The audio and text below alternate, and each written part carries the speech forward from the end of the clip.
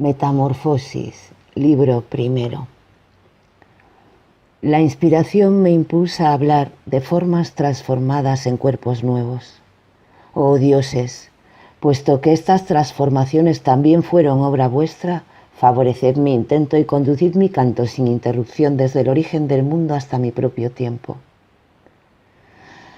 Antes del mar, de la tierra y del cielo que todo lo cubre, la naturaleza tenía en todo el universo un mismo aspecto indistinto al que llamaron caos. Una mole informe y desordenada, no más que un peso inerte, una masa de embriones dispares de cosas mal mezcladas. Ningún titán daba todavía luz al mundo. Febe no regeneraba nuevos cuernos en su fase de crecimiento. La tierra no flotaba en el aire circunstante, equilibrada por su propio peso, y Anfítrite no rodeaba con sus brazos el largo margen de la tierra firme. Y aunque allí había tierra, mar y aire, la tierra era inestable, las aguas innavegables y el aire carecía de luz. Nada conservaba su forma y unas cosas obstaculizaban a las otras, porque dentro de un mismo cuerpo lo frío se oponía a lo caliente, lo húmedo a lo seco, lo duro a lo blando y lo que no tenía peso a lo pesado. Un dios, junto con una mejor disposición de la naturaleza, fue quien dirimió esta contienda, pues separó el cielo de la tierra y la tierra de las aguas, y dividió el cielo puro del aire espeso. Cuando hubo desenredado estas cosas, sustrayéndolas al informe amasijo, y las hubo separado en lugares distintos, las entrelazó en pacífica concordia. El fuego, etérea energía de la bóveda celeste, surgió resplandeciente y ocupó su lugar en la región más alta. Próximo a él, por ligereza y por el lugar que ocupa, está el aire. La tierra, más densa que los anteriores, absorbió los elementos más gruesos y quedó comprimida por su propio peso. El agua, fluyendo alrededor, ocupó los últimos lugares y rodeó la parte sólida del mundo. Una vez que hubo ordenado y dividido así dicha congerie, y que tras dividirla la hubo organizado en partes, ese Dios, quienquiera que fuera, en primer lugar aglomeró la tierra en forma de un gran globo, para que fuera igual por todas partes. Después ordenó a los mares que se expandieran, hinchados por los veloces vientos, y rodearan las costas que ciñen la tierra. Añadió también fuentes, estanques inmensos y lagos, y contuvo entre tortuosas orillas a los ríos que fluyen en declive y que, con distintos recorridos, en parte son absorbidos por la misma tierra y en parte llegan hasta el mar, donde, acogidos en una extensión de aguas más libres, chocan contra las playas y no ya contra las orillas. También ordenó que se extendieran los campos, se hundieran los valles, se cubrieran de hojas los bosques y se elevaran las montañas de piedra. Así como el cielo está dividido en dos zonas en la parte derecha y otras tantas en la parte izquierda, y en una quinta que es más caliente que las demás, el Dios se cuidó de distinguir igual número de zonas en la más acercada por el cielo, y así otras tantas franjas quedaron grabadas en la tierra. De ellas, la que está en el medio no es habitable a causa del calor, y otras dos están recubiertas de nieve alta. A las dos restantes las colocó entre medias de las anteriores y les dio una temperatura en que se mezclan el hielo y el fuego. Sobre todas ellas incumbe el aire, que es más pesado que el fuego en la misma proporción en que el agua es más ligera que la tierra. Allí ordenó condensarse a las nieblas y a las nubes, a los truenos que un día asustarían a los hombres y a los vientos, que junto con los rayos originan los relámpagos. Tampoco a los vientos les permitió el constructor del orbe que reinaran en el aire a sus anchas. Aún hoy, a pesar de que dirigen su soplo hacia regiones distintas, a duras penas se les puede impedir que destrocen el mundo. Tanta es la discordia que reina entre ellos, aunque son hermanos. El Euro se retiró hacia la aurora, hacia los reinos de los nabateos y de los persas, y las montañas que reciben los primeros rayos de la mañana. El planeta Venus y las costas que calienta el sol del ocaso están próximos al Céfiro. Escitia y los 7 triones fueron invadidos por Bóreas, portador del frío. La región opuesta a esta siempre está humedecida por las asiduas nubes del lluvioso austro. Por encima de ellos situó al éter puro y sin peso, que nada tiene de la hez de la tierra. Apenas había acabado de dividir estas cosas con límites bien definidos, cuando las estrellas, que durante largo tiempo habían permanecido apresadas en una ciega oscuridad, empezaron a encenderse y a centellear por todo el firmamento. Y para que ninguna región se viese privada de sus propios seres animados, las estrellas y las formas de los dioses ocuparon la superficie celeste. Las olas se adaptaron a ser habitadas por los brillantes peces, la tierra acogió a las bestias y el blando aire a los pájaros. Pero todavía faltaba un animal más noble, más capacitado por su alto intelecto y que pudiera dominar a los demás. Y así nació el hombre, bien porque aquel artífice de las cosas, principio de un mundo mejor, lo fabricara con simiente divina, o bien porque la tierra, que recién formada y recién separada del harto éter, aún conservaba en su interior algunas semillas del cielo, junto al que había sido creada, fuera mezclada con agua de lluvia por el hijo de Iápeto, que plasmó con ello una imagen a semejanza de los dioses que todo lo regulan. Y mientras los demás animales miran al suelo cabizbajos, al hombre le dio un rostro levantado y le ordenó que mirara al cielo y que, erguido, alzara los ojos a las estrellas. De esta manera la tierra, que poco antes era tosca e informe, asumió, transformándose, desconocidas figuras de hombre. Primero surgió la edad del oro, en la que de forma espontánea, sin defensores y sin leyes, se respetaban la rectitud y la lealtad. No existían el castigo y el miedo, no se leían palabras de amenaza grabadas en tablas de bronce, no temía las palabras del juez una muchedumbre de suplicantes. Sin que nadie los defendiera, estaban protegidos. El pino, talado en sus altas montañas, todavía no había descendido a las líquidas olas para recorrer y explorar el mundo, y los mortales no conocían más costas que las suyas. Las ciudadelas todavía no estaban rodeadas por profundos fosos, y no existía ni la recta trompeta, ni el corvo cuerno de bronce, ni el casco, ni la espada.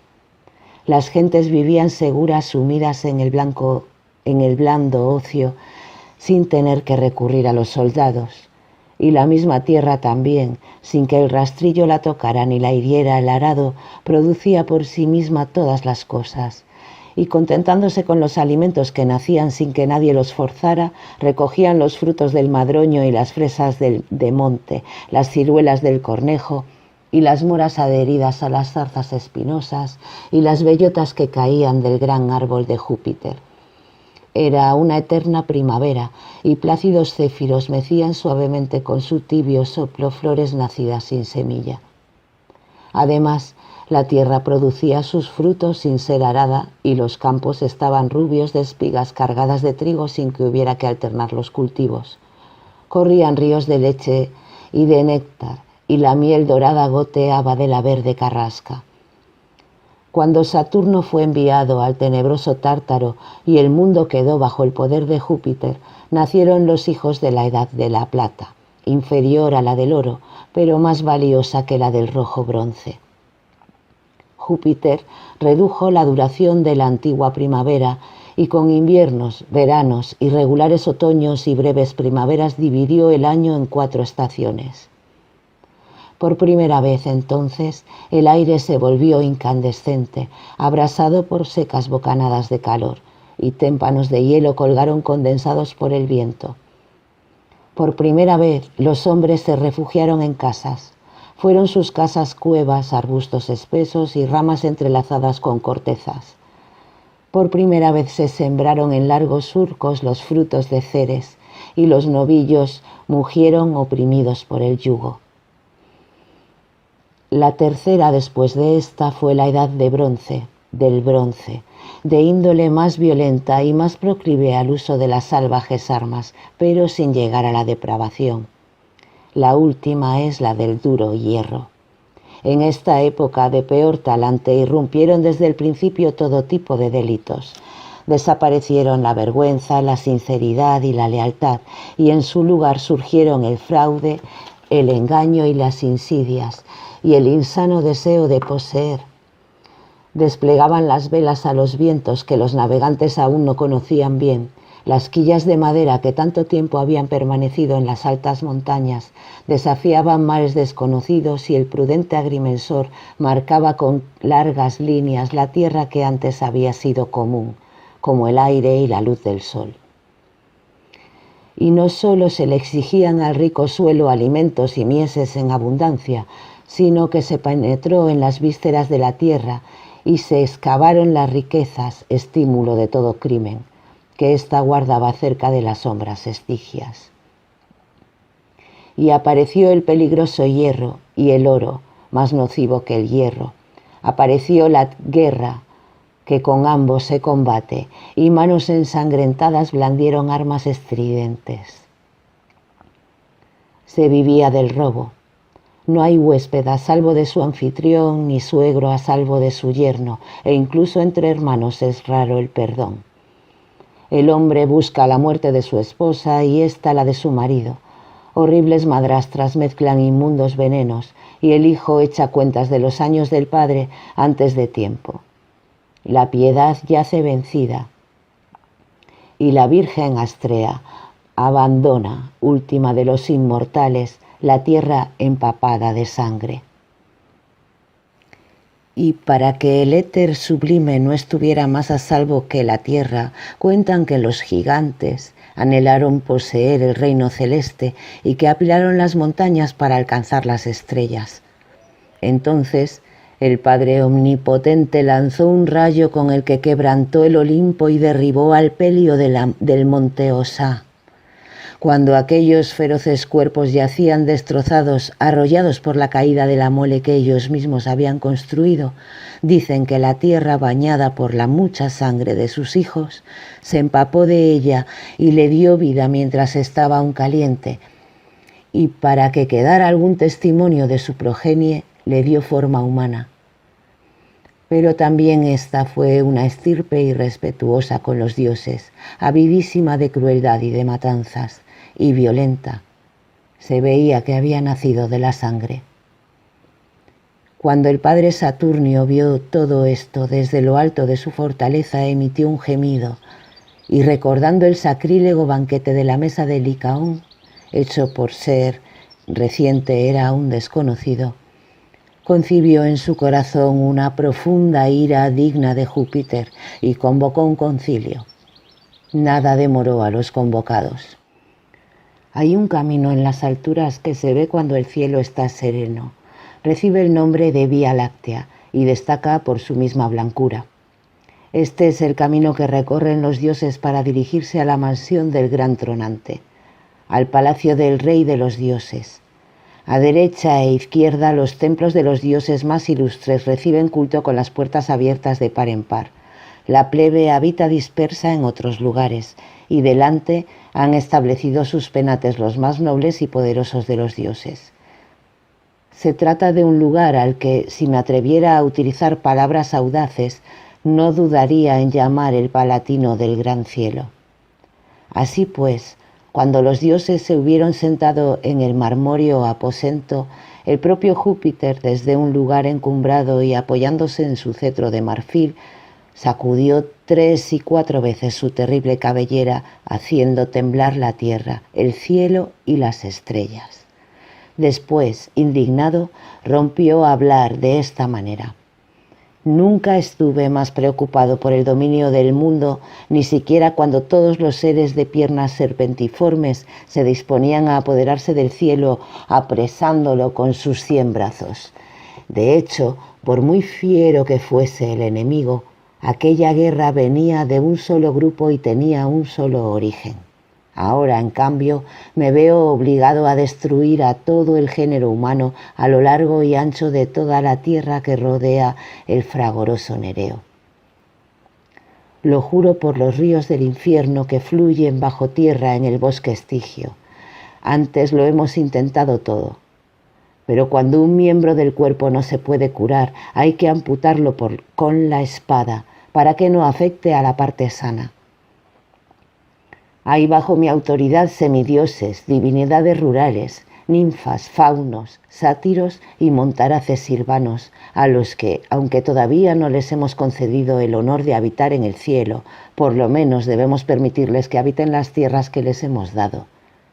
¿Y acaso creéis, oh dioses, que iban a estar seguros cuando a mí mismo, Señor del rayo y de todos vosotros, Licaón, cuya crueldad es de todos conocida, me ha tendido sus insidias?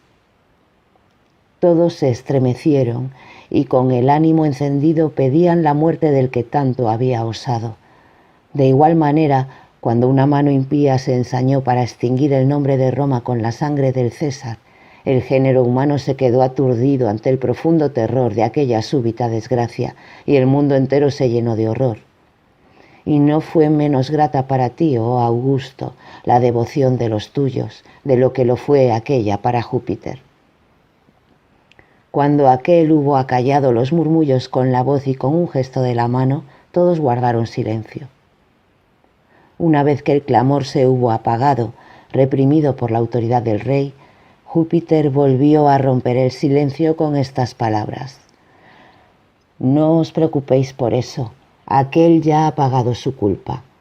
No obstante, os explicaré qué maldad cometió y cuál fue mi venganza. La infamia de estos tiempos había llegado a mis oídos.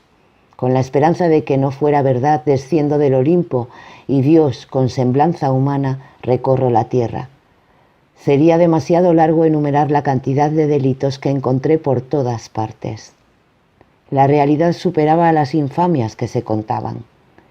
Había atravesado el Ménalo, espantoso escondrijo de fieras, y junto con el Cilene también los pinares del gélido Liceo. Tras ello, entré en la sede, en la inhóspita morada del tirano de Arcadia, cuando ya el crepúsculo daba paso a la noche. Di señales de que había llegado un dios, por lo que el pueblo empezó a rezar. Entonces, Licaón primero se rió de las devotas oraciones y luego dijo: Voy a demostraros con una prueba evidente si este es un dios o un mortal, y no quedarán dudas sobre la verdad. Planea darme muerte por la noche, cogiéndome por sorpresa cuando me halle vencido por el sueño. Tal es la prueba de la verdad que quiere poner en acto. Y, no contento con eso, le corta el cuello con una espada a un rehén que le había enviado el pueblo de los molosos. Y mientras cuece una parte de sus miembros todavía palpitantes en agua hirviendo, asa otra parte sobre el fuego. Tan pronto como los puso sobre la mesa, con un rayo vengador hice que la casa se derrumbara sobre aquel lugar digno de su dueño. Este huye aterrado y una vez en el silencio de los campos aúlla e inútilmente intenta hablar. La rabia se refleja en su rostro desde lo más profundo de su ser. El deseo de matar que ya solía demostrar lo dirige ahora hacia los rebaños, y también ahora sigue disfrutando con la sangre. Sus ropas se transforman en pelo, los brazos en patas, se convierte en un lobo. Pero conserva rastros de su antigua forma. Tiene el mismo pelo canoso, la misma violencia en el rostro, el mismo brillo en la mirada y la misma ferocidad en su aspecto. Una casa ha caído, pero más de una tenía que haber sido destruida. Allá por donde se extiende la tierra reina la feroz Erinis. Se diría que hay una conjura del delito. Que reciban todos, pues, al punto el castigo que merecen. Esa es mi sentencia. Algunos aprueban abiertamente las palabras de Júpiter, alimentando aún más su ira, mientras que otros se limitan a asentir. A todos les duele, sin embargo, la pérdida de la raza humana e inquieren cuál será en el futuro el aspecto de la tierra cuando esté privada de los mortales. ¿Quién llevará incienso a los altares? Y si piensa dejar que sean las fieras las que pueblen el mundo. Ante tales preguntas el Supremo Rey, puesto que él se va a encargar de todo, les dice que no teman y les promete el milagroso nacimiento de una estirpe distinta de la anterior. Y ya estaba a punto de lanzar sus rayos por toda la tierra cuando tuvo miedo de que con todo ese fuego el éter sagrado se incendiara y el eje del mundo ardiera en toda su longitud. Recordó que en el destino también está escrito que llegará un tiempo en que arderán el mar, la tierra y el reino celeste, arrasado por las llamas, y se agitará convulsa la mole del mundo. Depone las armas fabricadas por los cíclopes y decide aplicar un castigo diferente: exterminar a los mortales bajo las olas, dejando caer un diluvio desde todo el cielo. Inmediatamente encierra en las cavernas de Éolo a Aquilón y a todos los vientos que podrían dispersar las nubes condensadas, y deja salir a Noto. Sale Noto de su prisión con las alas empapadas de lluvia, el rostro terrible envuelto en negra bruma, la barba está cargada de nubes, el agua fluye de sus blancos cabellos, en la frente se asientan las nieblas, chorrean sus ropas y sus plumas. Y cuando con un amplio gesto de las manos Júpiter comprimió las nubes suspendidas en el aire, sonó un trueno, y los densos nubarrones derramaron su contenido desde el cielo. Con su vestido de diferentes colores, Iris, la mensajera de Juno, reúne las aguas y lleva alimento a las nubes. Las mieses se doblan abatidas, el campesino ve con desesperación cómo se pierden sus esperanzas y el trabajo de todo un largo año se vuelve vano. Pero la ira de Júpiter no se conforma con el cielo, su reino, y Neptuno, su azul hermano, le ayuda proporcionándole más agua. Convoca a éste a los ríos, y una vez que se han congregado bajo el techo de su señor, les dice: no es momento de oír una larga exhortación. Liberad vuestras fuerzas, pues así debe ser. Abrid vuestras moradas, retirad los diques y dad rienda suelta a vuestra corriente. Así lo ordenó. Aquellos regresan, abren las fuentes de los manantiales y se precipitan hacia el mar en desenfrenada carrera. El dios, por su parte, sacudió la tierra con su tridente y ésta tembló, y con la sacudida abrió el camino de las aguas. Los ríos corren desbordados por el campo abierto, arrollan en gran cantidad plantas, ganado, hombres y casas, y arrastran los templos con sus objetos sagrados. Y si quedó en pie alguna casa que pudo resistir a la catástrofe, las olas la recubrieron superando su altura, y las torres desaparecieron oprimidas bajo los remolinos. Y ya no había diferencia entre el mar y la tierra. Todo era un océano sin costas. Uno alcanza la cumbre de un monte, otro, sentado en una barca de curvada proa, rema allí donde poco antes araba. Aquel navega sobre las mieses o sobre el tejado de una villa sumergida. Este captura un pez en la cima de un olmo. Según los casos, el ancla agarra en un verde prado o las combadas quillas rozan viñedos sumergidos. Y donde poco antes pacían gráciles cabritillas, descansan ahora las focas sus deformes cuerpos. Se asombran las nereidas al ver bosques, ciudades y casas bajo el agua, y los delfines nadan por los bosques chocando con las ramas más altas y sacudiendo los robles con sus golpes. Nada el lobo entre las ovejas, las olas arrastran a los rubios leones, arrastran a los tigres, y de nada le sirve al jabalí tener la fuerza del rayo ni al ciervo arrastrado por las aguas la velocidad de sus patas. También los pájaros, tras haber vagado largamente en busca de un lugar en que posarse, caen al mar con las alas exhaustas. El océano en su desenfreno sumerge las alturas y las olas chocan, cosa nunca vista, contra las cumbres de las montañas. A la mayoría se los llevan las olas, y a los que son perdonados por las aguas los doma el largo ayuno por falta de alimentos. La Fócide separa a los saonios de las tierras de los eteos. Fue una tierra feraz mientras fue tierra, pero en aquel tiempo era una parte de mar, una vasta extensión de aguas surgidas de repente, un escarpado monte que recibe el nombre de Parnaso. Dirige allí sus dos picos hacia las estrellas y sus cumbres se elevan por encima de las nubes. Fue aquí, pues el agua había sumergido todo lo demás, donde Deucalión atracó en una pequeña embarcación junto con su compañera de lecho, y allí dirigieron ambos sus oraciones a las ninfas corícidas, a las divinidades del monte y a la profética Temis, que era entonces la diosa de los oráculos. No hubo hombre mejor ni más amante de la justicia que él, ni mujer más respetuosa con los dioses. Al ver Júpiter que el mundo estaba inundado de cenagosos pantanos, que de todos los miles de hombres que había poco antes solo quedaba uno, y que de todas las miles de mujeres solo quedaba una, ambos inocentes y devotos con las divinidades, dispersó las nubes y apartándolas con el aquilón, mostró al cielo la tierra y a la tierra el cielo. También se aplacó la ira del mar. El dios de los océanos depone su arma de 3 puntas y calma las aguas.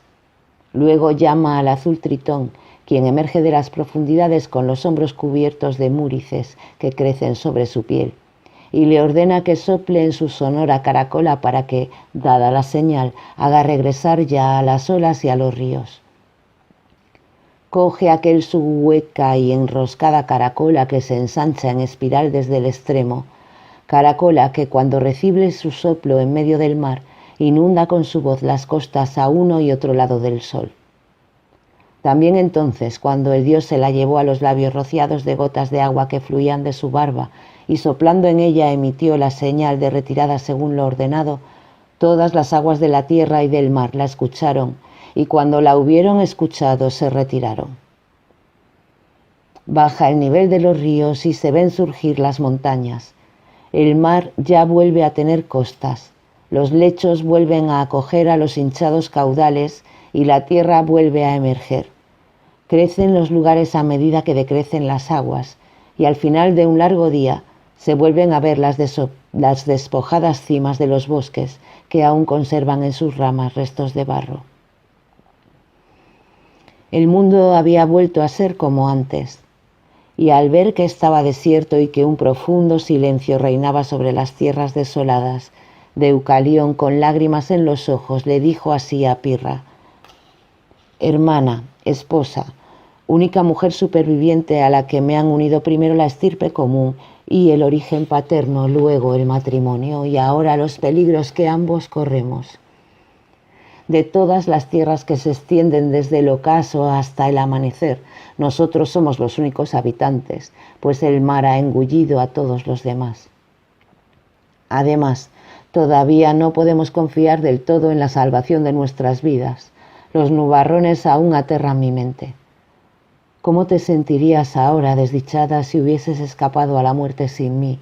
¿Cómo podrías soportar el miedo tú sola? ¿Quién te consolaría en tu dolor? Yo, créeme, si el mar te hubiese engullido a ti también, te seguiría, esposa mía, para que también a mí me tragase.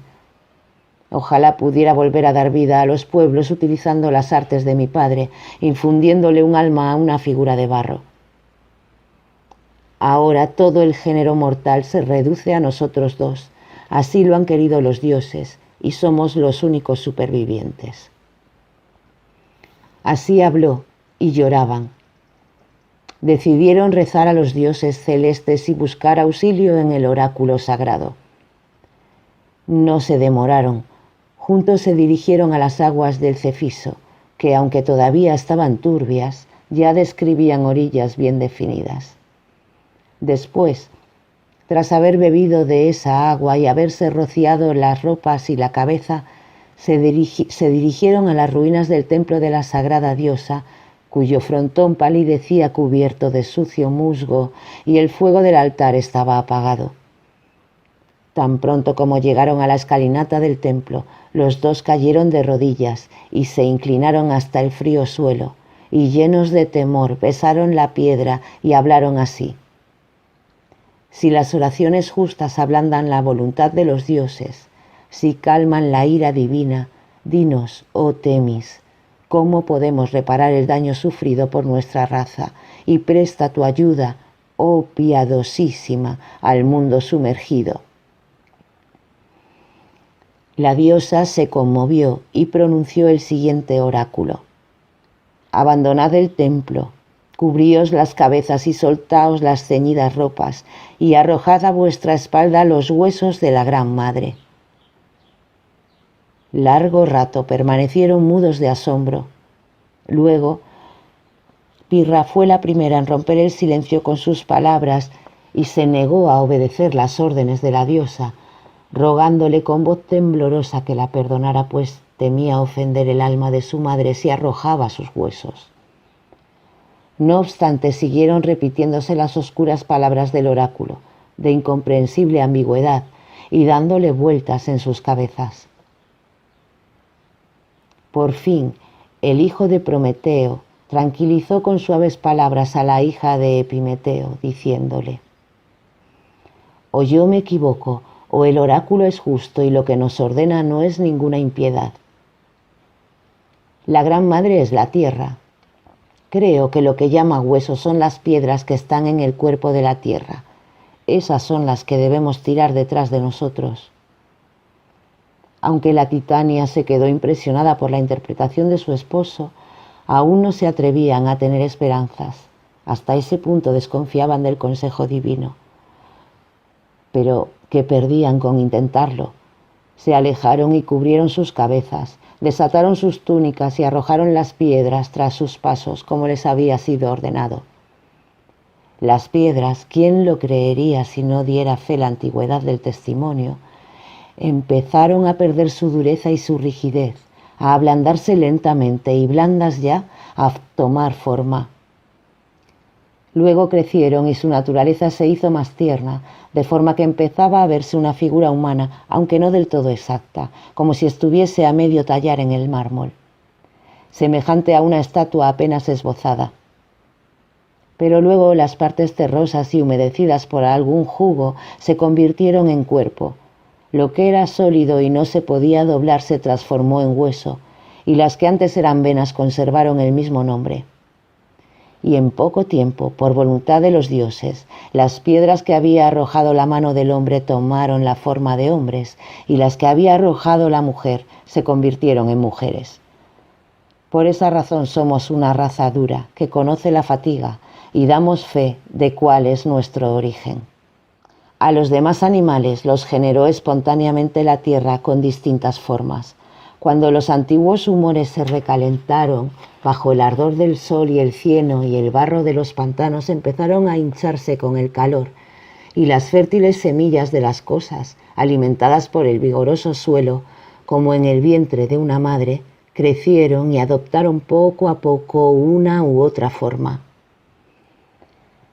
De la misma manera, cuando el Nilo de 7 brazos abandona los campos empapados y retorna a su viejo lecho, y el limo reciente se seca al calor del astro celeste, los campesinos encuentran numerosos animales al remover los terrones, y entre ellos ven a algunos que apenas han empezado a formarse y están en trance de nacer, a otros todavía imperfectos y carentes de armonía, y a otros en cuyo cuerpo una parte está viva, mientras que otra es tosca tierra. En efecto, la vida se concibe allí donde se combinan la humedad y el calor, y de ellos nacen todas las cosas.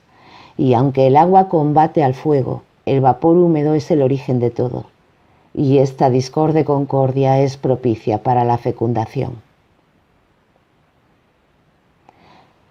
Así pues, cuando la tierra cubierta de barro tras el reciente diluvio se hubo calentado bajo los benéficos rayos del astro celeste, generó numerosas especies de animales, en parte reproduciendo antiguas formas y en parte creando nuevos monstruos. Y seguramente no quiso hacerlo, pero entonces también te generó a ti, enorme pitón, serpiente hasta entonces desconocida, que sembrabas el terror entre los pueblos recién nacidos, tanto era el espacio que cubría tu cuerpo. Fue el dios arquero que hasta entonces no había usado sus armas sino con los gamos y las cabras, quien lo exterminó sepultándolo bajo 1000 flechas, con el carcaj ya casi vacío, haciendo que la sangre manara de sus negras heridas. Y para que el paso del tiempo no pudiera borrar la fama de su hazaña, instituyó los Juegos Píticos, célebre competición que recibe su nombre de la vencida serpiente. Cualquier joven que venciera en ellos con sus manos, sus pies o su carro era premiado con una corona de encina, todavía no existía el laurel. Y Febo se ceñía las sienes adornadas de largos cabellos con las hojas de cualquier árbol. El primer amor de Febo fue Dafne, hija del Peneo, y no nació de la ciega casualidad, sino de la impetuosa ira de Cupido.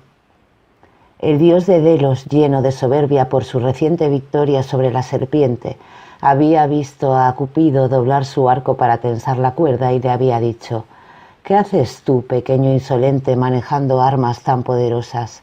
Esas son armas para que yo las lleve en mis hombros, yo que soy capaz de herir con un tiro certero a las bestias salvajes y a los enemigos, y que hace poco abatí con una lluvia de saetas al hinchado pitón, que tanta tierra oprimía con su vientre pestilente. Tú confórmate con encender pequeños amores con tu antorcha y no trates de adjudicarte mis triunfos». A lo que el hijo de Venus le respondió: «Puede que tu arco atraviese todas las cosas, oh Febo, pero el mío te atravesará a ti, y en la misma medida en que los animales son inferiores a los dioses, tu gloria será inferior a la mía».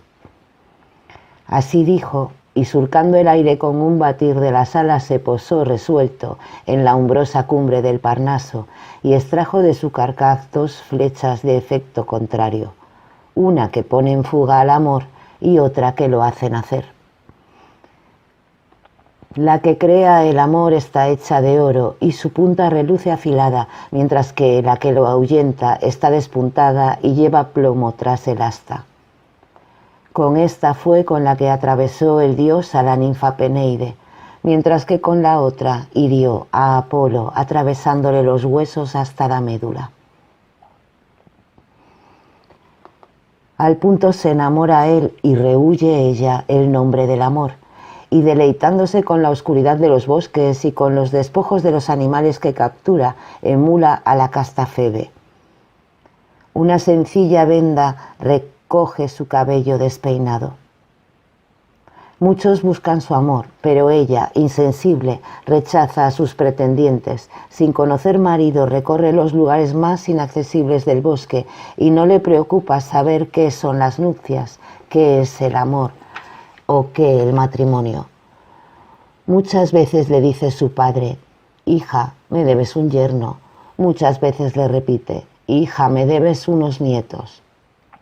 Aborreciendo el matrimonio como si fuera un crimen, su bello rostro se ruboriza avergonzado y rodeando el cuello de su padre con sus tiernos brazos le dice: «Permíteme gozar, padre queridísimo, de una perpetua virginidad». Así se lo concedió Júpiter a Diana. Él la complacería sin duda, pero es tu misma belleza la que te impide obtener lo que anhelas, y tu aspecto se opone a tu deseo. Febo está enamorado y al ver a Dafne desea unirse a ella, y puesto que lo desea lo espera y le fallan sus propias predicciones. Como arde el frágil rastrojo una vez recogidas las espigas, como se queman muchas veces las mieses cuando algún viajero les acerca demasiado su antorcha o la arroja al despuntar el día, así el dios se consume en las llamas, así se abrasa todo su pecho y nutre la esperanza de un amor vano. Observa los cabellos que caen en desorden sobre el cuello y piensa: imagínate si los peinara. Ve sus ojos como estrellas que brillan como el fuego, ve sus labios y no le basta con verlos, alaba sus dedos, sus manos, sus antebrazos y sus brazos desnudos casi por entero. Lo que queda oculto lo imagina aún mejor.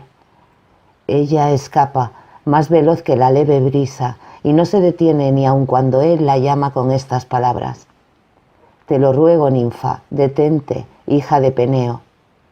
No te persigo como enemigo, Detente, ninfa, así huyen los corderos del lobo, los ciervos del león y las palomas del águila sobre alas temblorosas. Cada uno huye de su enemigo, pero es el amor lo que a mí me hace seguirte. Desdichado de mí, temo que te caigas y que las zarzas arañen tus miembros indignos de tales heridas y que yo sea la causa de tu dolor. Son muy abruptos los lugares por los que tanto te apresuras. Te ruego que no corras tan deprisa y que detengas tu fuga. Yo mismo te seguiré más despacio. Sin embargo, párate a pensar en quién es el que te desea. Yo no soy un montaraz ni un rudo pastor que en estos lugares cuide su ganado y sus rebaños. No sabes, imprudente, no sabes de quién huyes y por eso precisamente huyes. La región de Delfos, Claros, Ténedos y el reino de Pátara me honran como a su señor. Júpiter es mi padre. Yo revelo lo que ha sido, es y será. Yo hago armonizar los versos y la música. Mis flechas son certeras, sin duda, pero una más certera que las mías me ha herido en el pecho, antes insensible. La medicina es un invento mío. En todo el mundo me llaman sanador y conozco el poder de las hierbas.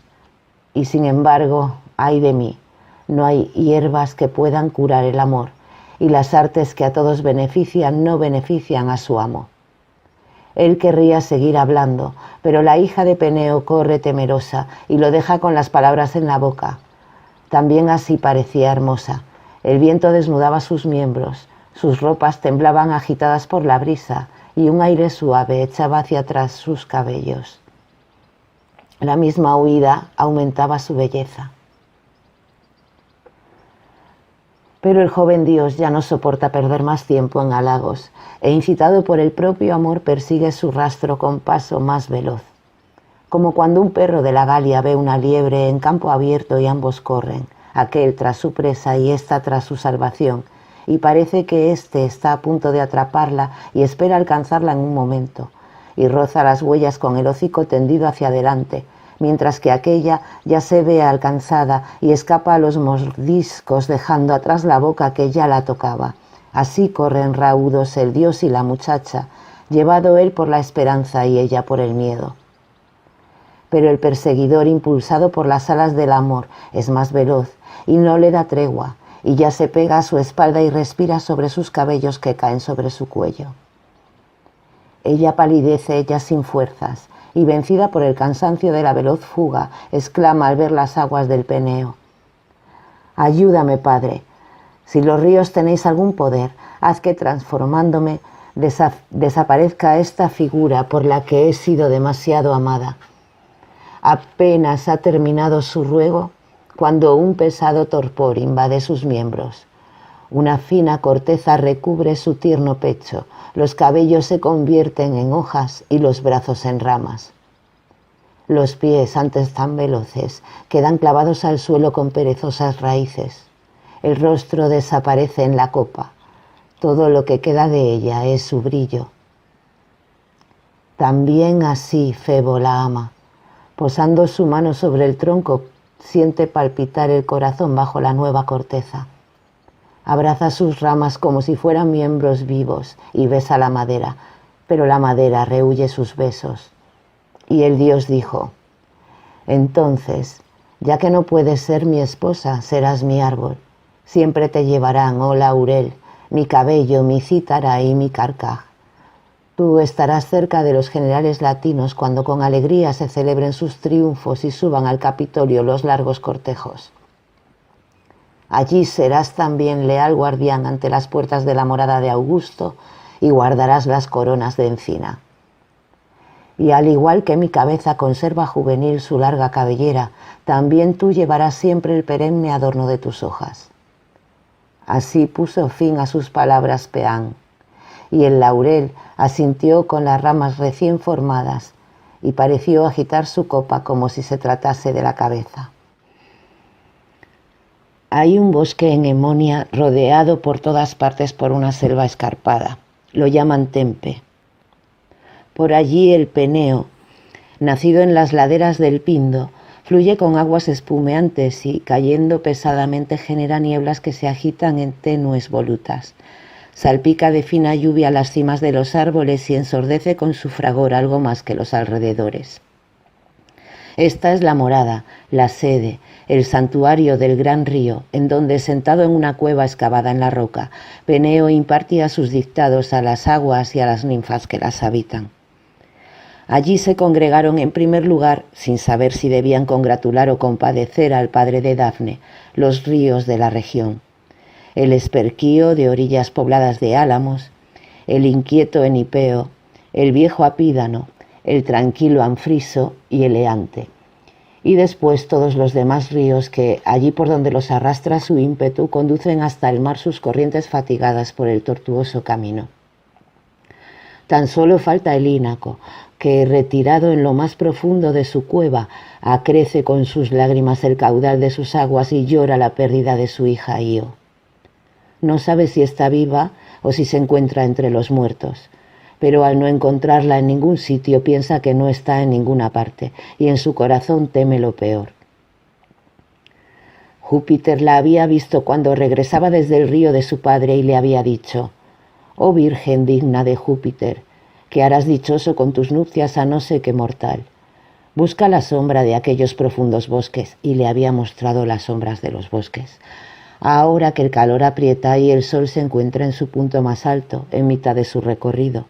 Y si acaso temes encaminarte tú sola entre las guaridas de las fieras, piensa que cuando penetres en los lugares recónditos del bosque estarás a salvo, protegida por un dios. Y no un dios plebeyo, sino yo, que llevo en mi poderosa mano el cetro, el cielo, y arrojo los errantes rayos. No huyas de mí. En efecto, ella huía, y ya había dejado atrás los pastos de Lema y los campos del Lirceo plantados de árboles, cuando el dios, extendiendo un vasto manto de niebla que recubrió la región, puso fin a su fuga y le robó la virginidad. Entretanto, Juno había dirigido su mirada hacia el centro de la argólida, y sorprendiéndose de que una niebla voladora hubiese traído en pleno día la oscuridad de la noche, comprendió que no se trataba de la niebla de un río ni de la humedad que se desprende del suelo. Así que miró a su alrededor buscando a su esposo, puesto que conocía bien las tretas de su marido, al que tantas veces había sorprendido ya. Y cuando no pudo encontrarle en el cielo, dijo: «¿O me equivoco o estoy siendo traicionada?».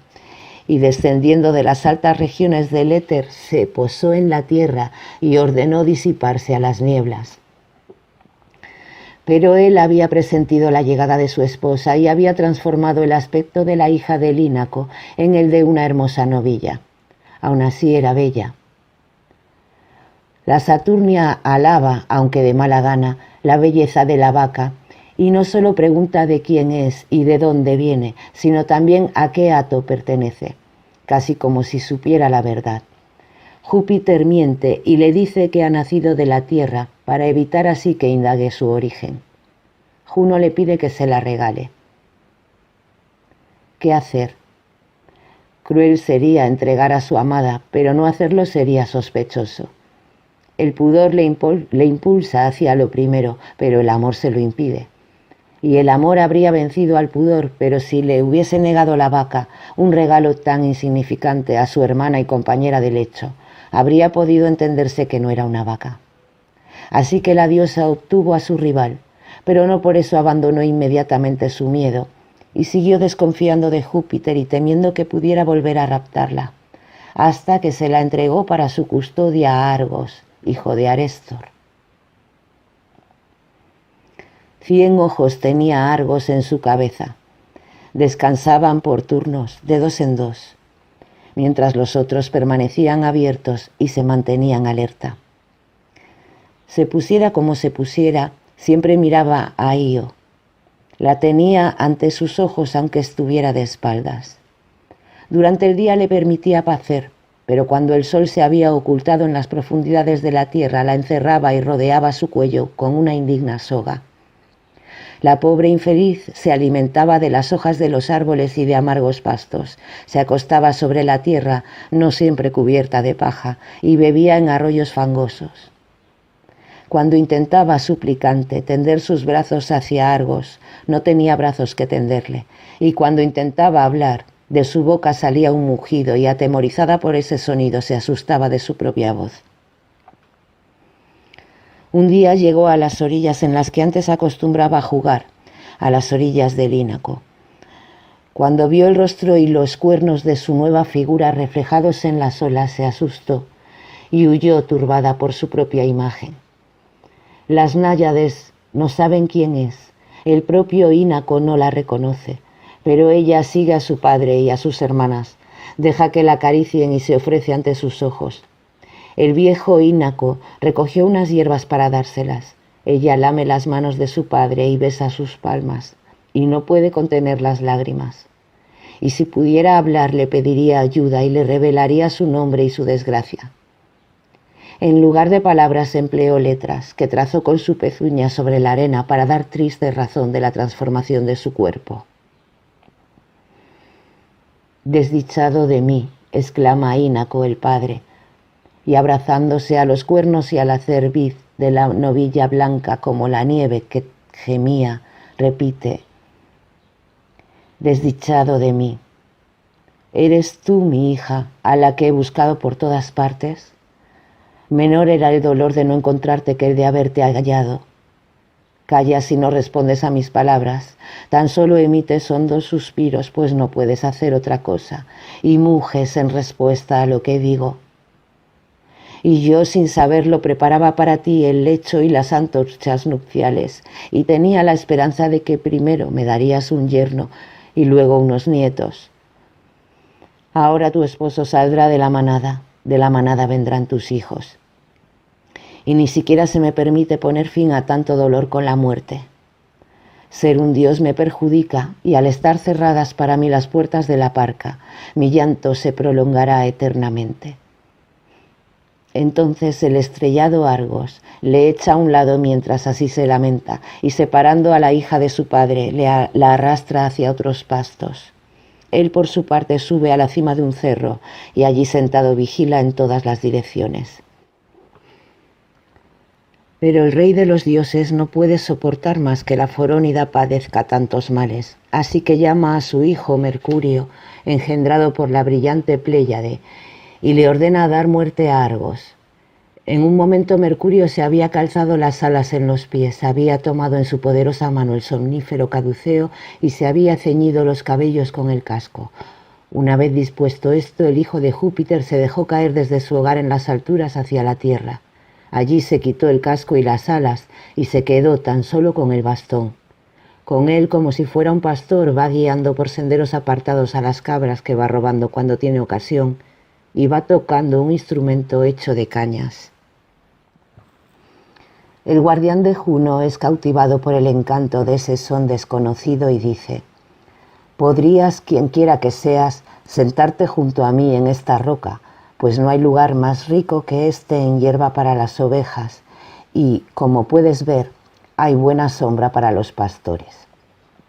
Se sienta en la Atlantíada y, discurriendo de muchas cosas, llena las horas del día que va pasando, y con la música de su instrumento de cañas ligadas intenta dormir aquellos ojos vigilantes. Pero el otro lucha por vencer el dulce sueño, y aunque el sopor se apodera de una parte de sus ojos, la otra sigue en guardia. Es más, puesto que la flauta era un invento reciente, le pregunta cómo había sido inventada. Entonces el dios dijo: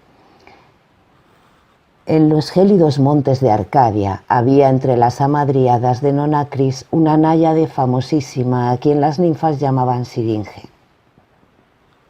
Más de una vez había tenido que eludir el acoso de los sátiros o de cualquiera de los otros dioses que habitan el sombrío bosque o la fértil campiña. Practicaba las mismas ocupaciones que la diosa de Ortigia, e igual que ella, guardaba su virginidad. Vestida también a la manera de Diana, su aspecto se prestaba a confusión, y habrías podido pensar que se trataba de la hija de Latona si no fuera porque llevaba un arco de cuerno, mientras que el de la diosa es de oro. Aun así su aspecto engañaba. Un día Pan la vio cuando regresaba del monte Liceo, y con la cabeza coronada de punzantes hojas de pino dijo las siguientes palabras.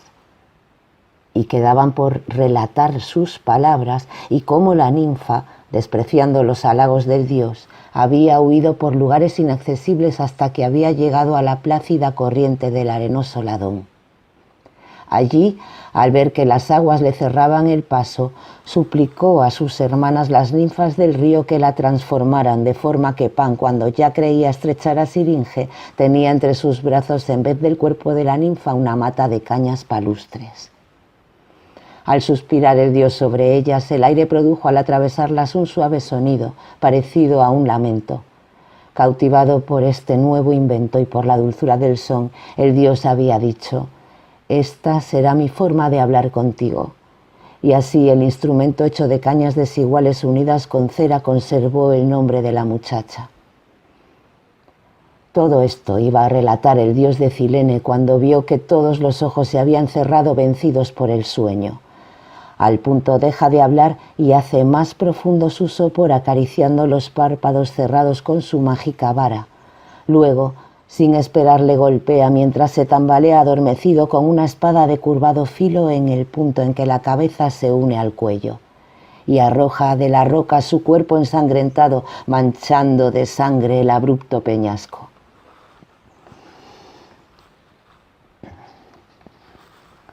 Yaces muerto, Argos, y toda la luz que había en tus pupilas está ahora apagada, pues una misma oscuridad reina sobre tus 100 ojos. Juno los tomó y los colocó en las plumas de su ave, llenando su cola de gemas centelleantes. Luego dio rienda suelta a su furia y el tiempo no sirvió para apagar su ira. Arrojó ante los ojos y la mente de su rival Algólida a la espantosa Erinis y encerró en su pecho un ciego tormento, haciéndola huir despavorida por todo el mundo. En su inmensa tortura, a Ío solo le quedaba llegar hasta ti, oh Nilo. Cuando llegó, cayó de rodillas en la orilla y echando el cuello hacia atrás, pues era todo lo que podía hacer, y alzando el rostro hacia las estrellas, pareció que con sus gemidos, sus lágrimas y sus lastimeros mugidos se lamentaba ante Júpiter y le pedía que pusiera fin a sus males. Entonces el dios, rodeando con sus brazos el cuello de su esposa, le rogó que pusiera fin por fin a sus penas y añadió: «Olvida tus miedos en el futuro. Ella nunca volverá a causarte ningún dolor». Y ordenó a la laguna Estigia que escuchara su promesa. Una vez apaciguada la diosa, Ío recupera su aspecto anterior y vuelve a convertirse en lo que era. Las cerdas desaparecen de su cuerpo, los cuernos van disminuyendo de tamaño, la cuenca del ojo se vuelve más pequeña, el hocico se retrae, vuelven los hombros y las manos, y las pezuñas se desvanecen abriéndose en 5 dedos. Nada queda en ella de su forma bovina salvo el candor. La ninfa se levanta feliz de poder utilizar de nuevo sus 2 pies y tiene miedo de hablar, pues teme mugir como una novilla, pero tímidamente vuelve a usar las palabras que por un tiempo había perdido. Ahora es una diosa famosísima a quien adoran las muchedumbres vestidas de lino.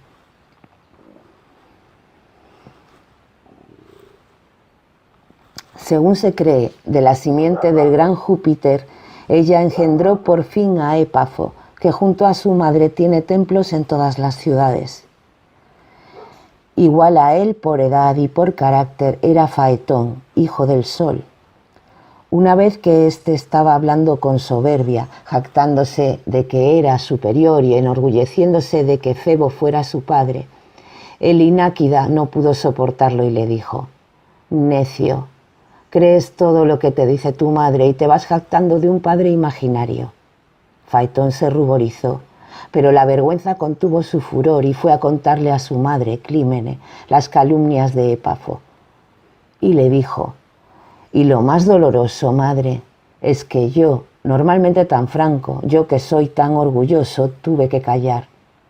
Esta ofensa me llena de vergüenza, pero él pudo decirla y yo no le pude contestar. Así que tú, si es cierto que he nacido de estirpe divina, Dame algún indicio de tan ilustre padre y demuéstrame que mi puesto está en el cielo. Luego rodeó con sus brazos el cuello de su madre y le suplicó que por su vida y la de Mérope y por las futuras nupcias de sus hermanas le mostrase una señal de su verdadero padre. Clímene, no se sabe si más airada por los ruegos de Faetón o por la acusación que se le imputaba, alzó los dos brazos hacia el cielo y mirando al astro del sol exclamó: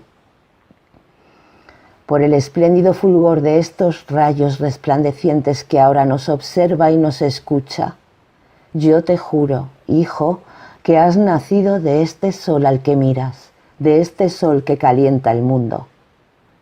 Que él mismo me niegue la facultad de verlo y que sea esta la última luz que llegue a mis ojos si es que miento. Además, no te costará mucho ir a conocer la región en que habita. Su morada, de donde nace, limita con nuestro país. Si realmente lo deseas, ve y pregúntaselo a él mismo. Enseguida se enciende Faetón con las palabras de su madre y ya piensa en el cielo, y tras cruzar Etiopía y la India que yace bajo el fuego celeste, se dirige lleno de brío hacia el lugar de donde nace su progenitor.